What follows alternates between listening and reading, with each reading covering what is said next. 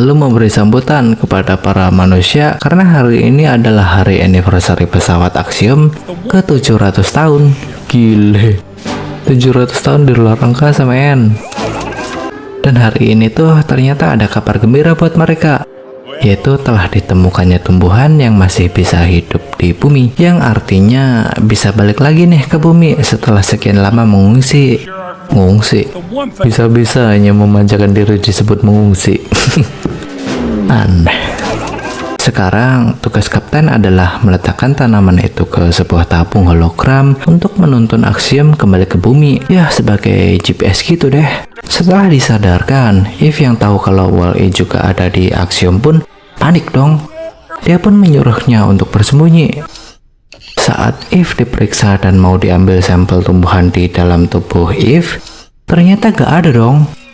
Gak tahu deh kemana. Padahal kan udah bener Eve yang ini ya. Gak mungkin kan ketukar sama Eve yang lain. Toh Eve yang ini tuh juga kenal sama Wall-E.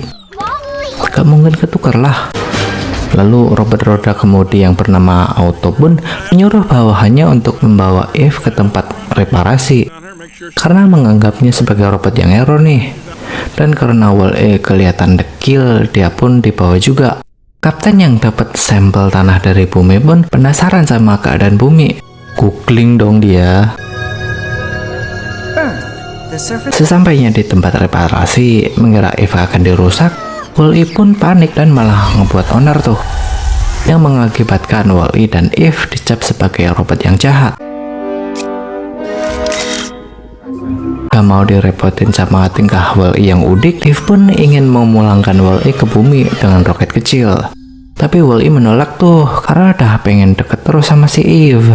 Di waktu yang sama, ada suara robot yang masuk ruangan. Mereka pun bersembunyi dan mengintip. Dan ternyata nih, robot bawahan Auto lah yang mencuri tumbuhan yang dibawa Eve dari bumi. Robot itu meletakkannya pada roket yang akan mengantarkan Wall-E ke bumi, tapi robot itu mengatur roketnya agar roket itu meledak setelah beberapa detik meluncur. Nahas, Wall-E yang ingin mengambil lagi tumbuhan itu gak tahu kalau roketnya tuh segera meluncur. Eve yang panik berusaha mengejarnya melalui corong pelontar.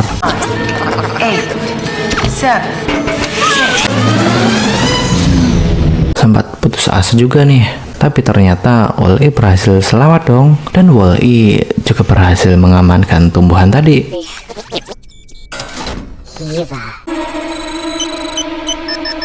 Eve pun seneng banget nih, lalu mereka terbang ke Kirangan.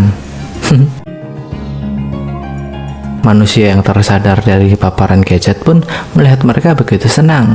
Dan kapten yang masih begadang pun diminta Auto untuk bubuk dulu tuh.